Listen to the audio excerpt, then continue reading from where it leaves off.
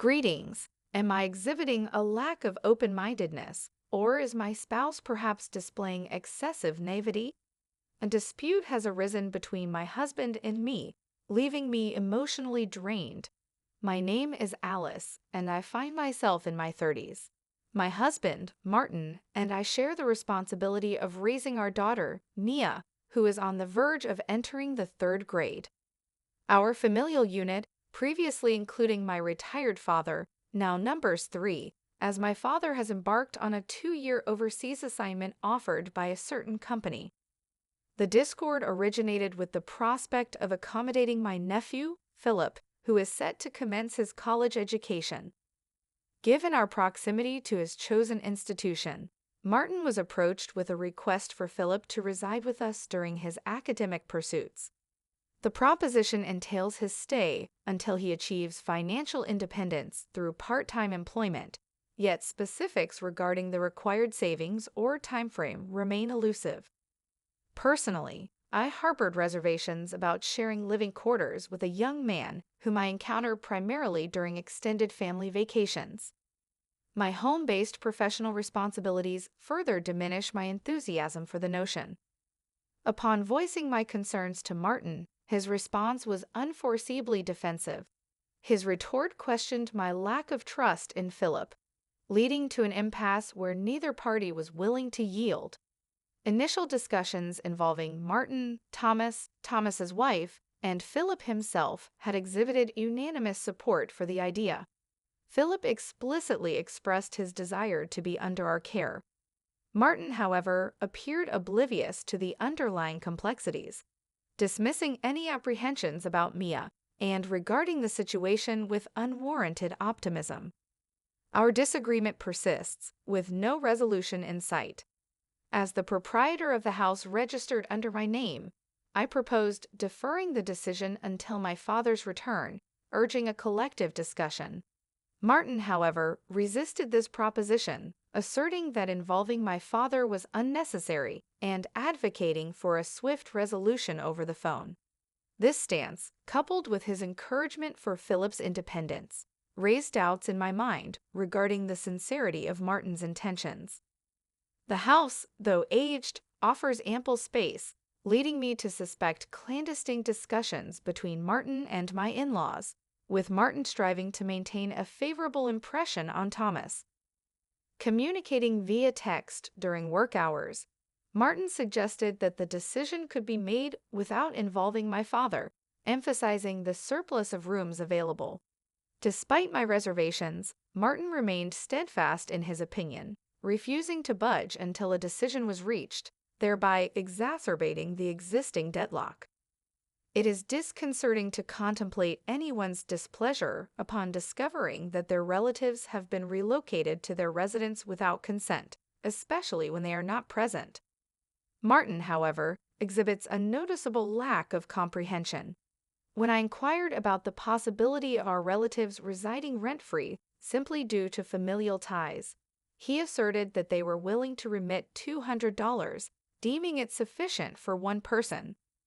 The basis for the in-laws' notion of adequacy remains unclear, as I am convinced that this amount is inadequate by any reasonable standard. The question arises, does $200 cover only monthly groceries? I limit the absence of prior consultation between Martin, Thomas, and me. If only they had sought my input earlier, I could have engaged in a thorough discussion with my father.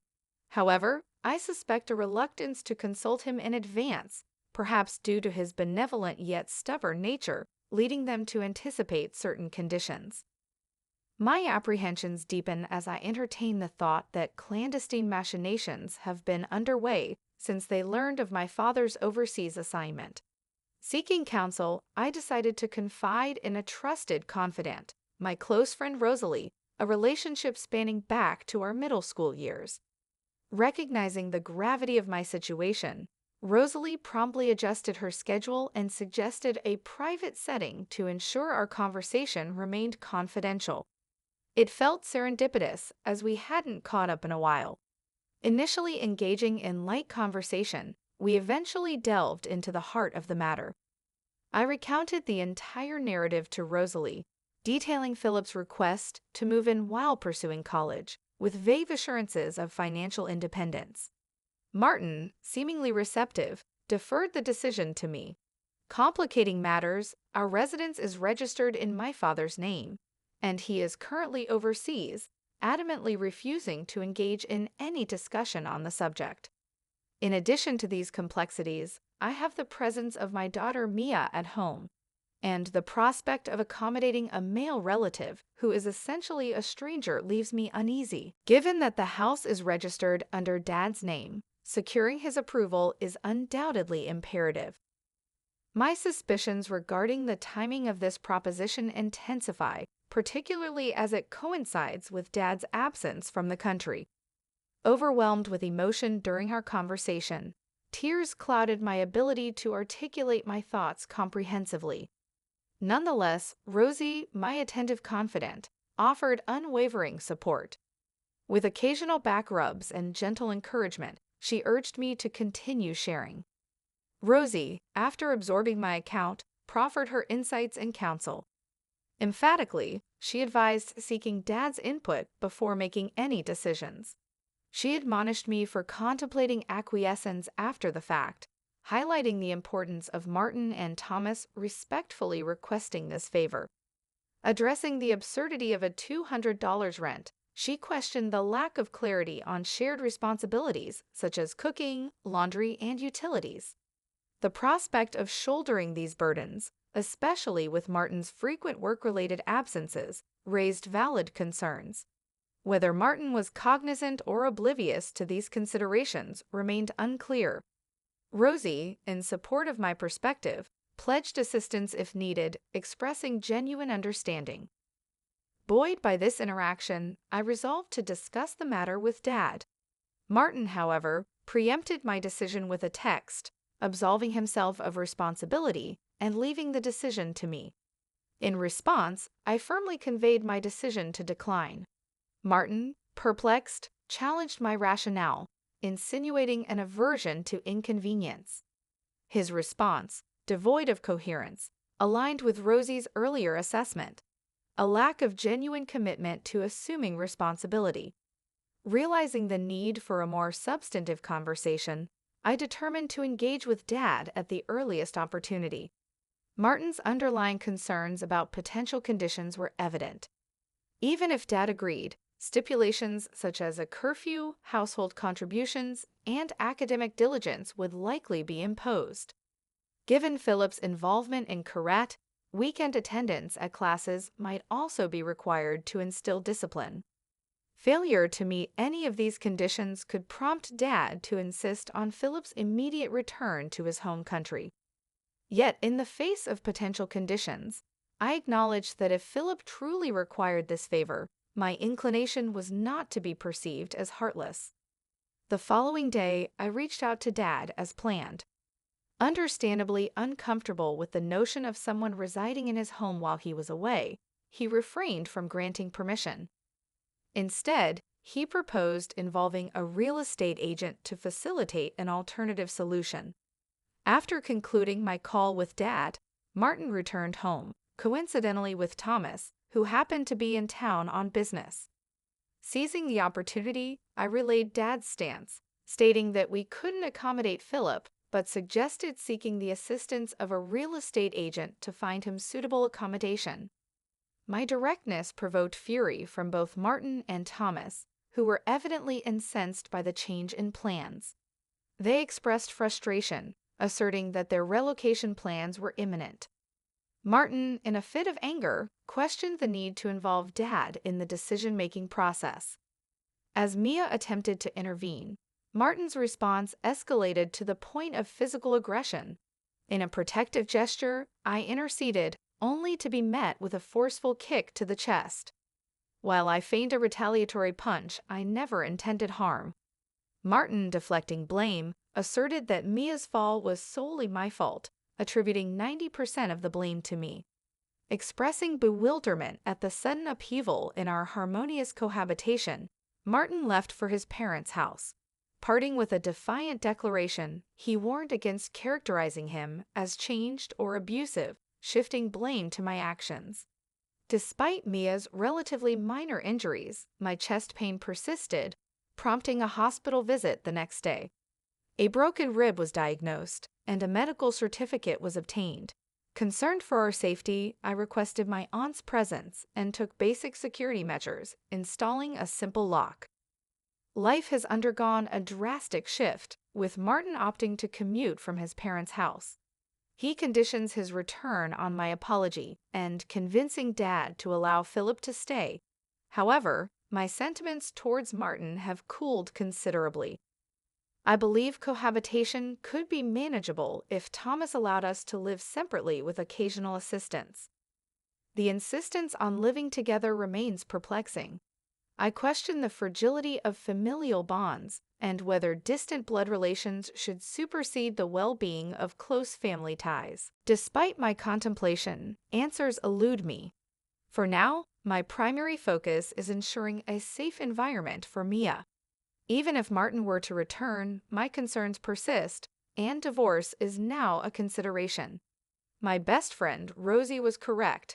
The idea of letting a relative, even a family member, reside in a house under my dad's name is unthinkable. I plan to seek advice from my dad again. An update 2 months later. Following heated arguments about allowing my brother-in-law's son to move in with us for college, the divorce has been finalized.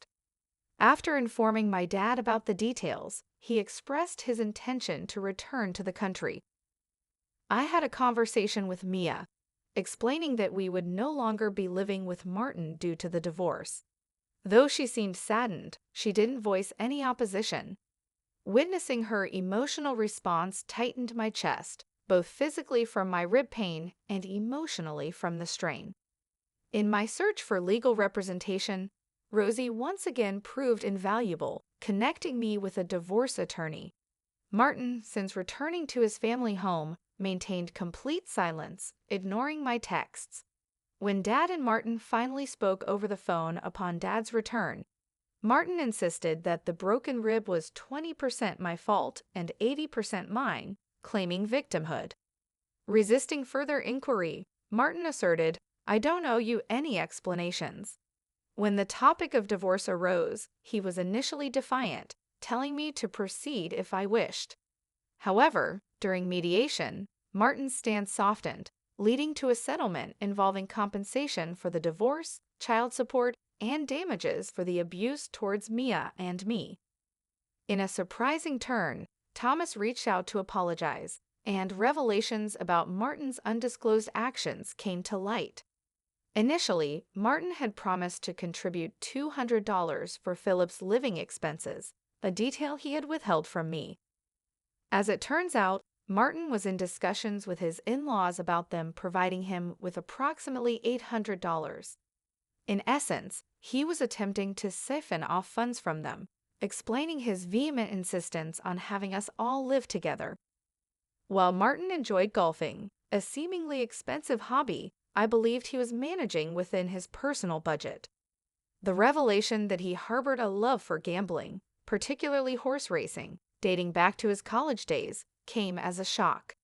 Neither during our dating nor after our marriage did he display any signs of this inclination. Unbeknownst to me, he had been secretly accumulating debt, amounting to around $20,000, which left me stunned.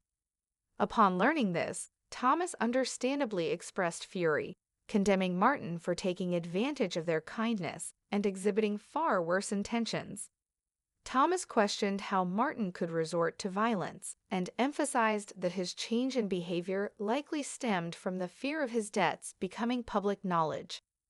When Thomas confronted Martin, he proposed a solution. Martin could stay at their old house, contributing some funds for living expenses while commuting. Thomas naively trusted Martin and felt gratitude, assuming the arrangement was settled. Upon revisiting this with his wife and acquaintances, they realized the imprudence of their behavior and extended a thick envelope as a gesture of apology. Clearly, it contained apology money. However, forgiveness towards Martin was not on my agenda. Despite being unaware of these financial matters, I still harbored trust issues towards Thomas. In my view, if they had the means to prepare that much money, they should have supported their son from the outset, aiding him in becoming self-sufficient and preventing the current predicament. I politely declined Thomas's offer, and he extended his apologies once more before leaving. Several months post-divorce, Mia and I have been attending counseling twice a month. Dad's return overseas prompted occasional requests for support from my uncle and his wife, contributing to a sense of stability. However, an unexpected letter arrived from Martin. Despite my initial reluctance to open it, I sighed and decided to read it before discarding it. The letter was disconcertingly self-serving, with Martin expressing regret for losing his temper and acknowledging his financial struggles. He insinuated that honesty might have offered a solution, questioned Mia's loneliness without a father, and asserted his commitment to change for the better. The letter concluded with a suggestion to reconsider living together as a family once his debts were settled. Recognizing the self-serving nature of the letter, I shared it with my uncle and his wife. Concerned about potential risks, they promptly contacted a lawyer to arrange a restraining order. The terms stipulated that any future contact from Martin would incur a demand for $1,000 in emotional damages each time. The threat of reporting him to the police for stalking was formalized in a document sent to Martin. Though apprehensive, my uncle and his wife assured me that they would handle the situation. In an unexpected turn, my in-laws, perhaps feeling guilty, are cooperating and monitoring Martin. Seeking Thomas's assistance through the lawyer revealed that Martin is currently mentally unstable. While still employed, he occasionally mutters to himself, causing worry even to Thomas, who has facilitated his counseling. The realization that Martin had taken out loans in secret and could resort to violence brought relief for the decision to divorce. Gratefully, I can work from home without financial concerns, and Mia is gradually settling emotionally while attending school. Hoping for calm days ahead, I aim for a peaceful life moving forward. My name is Ashley. At 32, I find myself deftly managing a desk position at a modest firm while also overseeing the affairs on the domestic front. Gilbert, my husband, and I encountered each other through mutual acquaintances, and we've now celebrated 3 years of marital bliss. The initial honeymoon euphoria has dissipated, leaving behind a settled tranquility. Our day-to-day existence is predominantly stress-free and harmonious, a cocoon just for the two of us. Ashley, did you truly infuse the suplex flavor with chicken bones and vegetables? My sincere apologies, but the entrance and the bathroom were not attended to with the meticulous care they deserve, revealing an aspect of upbringing that warrants consideration. Are you paying attention? During the summer hiatus, I found myself obligated to sojourn at my in-laws, where I assumed a role akin to a servant under the scrutinizing gaze of Carolina. Each respite brought forth a litany of critiques, a ritual that seemed to accompany every significant break. I perceived it as a norm, considering the challenges encountered by friends with their own mother-in-law dynamics. Patience, I believed, would eventually quell these discordant moments. Around that juncture, Robert, Gilbert's brother, entered matrimonial bonds. Robert, a reserved gentleman in stark contrast to the more effervescent Gilbert, welcomed into his life Sarah, a youthful and modern beauty 12 years his junior. The union, albeit seemingly unconventional, filled Carolina with exuberance, heralding the first Christmas with the newlyweds. As they were occupied with work until Christmas, the plan was for Robert and Sarah to join us then. Consequently, I found myself extending my stay at the in-laws' abode from Christmas Eve onward. This decision, however, intensified Carolina's zeal to delegate tasks and oversee preparations for the impending festivities. Are you still engrossed in cleaning? At this rate, Christmas will arrive before you complete your chores. Hurry and prepare the gratin, she chided. Oh, I can hardly wait for tomorrow. She's my son's young wife, and I must acquaint her with the intricacies of our traditions," she added with evident anticipation. Observing Carolina's fervor, I sighed in silence, a sympathetic witness to the impending induction of Sarah into the fold. On the morrow, I endeavored to assist Sarah, offering empathy rather than sheer jubilation at our shared circumstance. Around noon the next day, Robert and his wife Sarah made their entrance.